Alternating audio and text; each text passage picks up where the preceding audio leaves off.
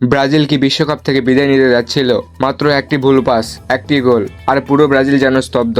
কিন্তু ঠিক সেই মুহূর্তে কার্লো আনচেলত্তি এমন এক সিদ্ধান্ত নিলেন যা বদলে দিল পুরো ম্যাচের গল্প। কি করেছিলেন তিনি? ভাবুন তো, যে খেলোয়াড়কে বিরতিতে তুলে নেওয়ার কথা হচ্ছিল, শেষ পর্যন্ত সেই খেলোয়াড় ম্যাচের নায়ক হয়ে উঠলেন।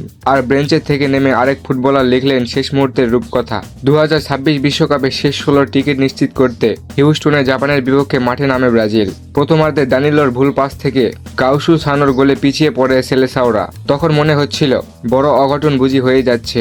বিরতির পর সবাই কাসিমিরোকে বদলি দেখার অপেক্ষায় ছিল, কিন্তু আনচেলত্তি তাকে মাঠেই রাখলেন। আর সেই সিদ্ধান্তে প্রতিদান এলো মাত্র 11 মিনিট পর। দুর্দান্ত এক হেডে সমতায় ফেরালেন কাসেমিরো। বদলে গেল ম্যাচের ছন্দ। কিন্তু নাটক তখনও বাকি ছিল। ম্যাচ যখন অতিরিক্ত সময়ের দিকে যাচ্ছে, ঠিক তখনই বেঞ্চের থেকে নামা গাব্রিয়েল মার্টিনেলি ব্রুনো গিমারায়েসের অসাধারণ পাস ধরে জোরালো শটে জাপানের জালে বল জড়িয়ে দেন। ইনজুরির টাইমে সেই গোলই 2-1 ব্যবধানে জয় নিশ্চিত করে ব্রাজিলের।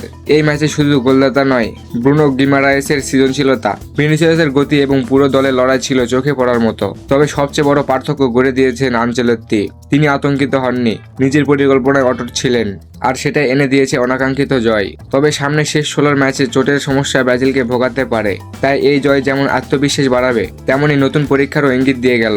আপনার কি মনে হয় এই জয়ের সবচেয়ে বড় নায়ককে?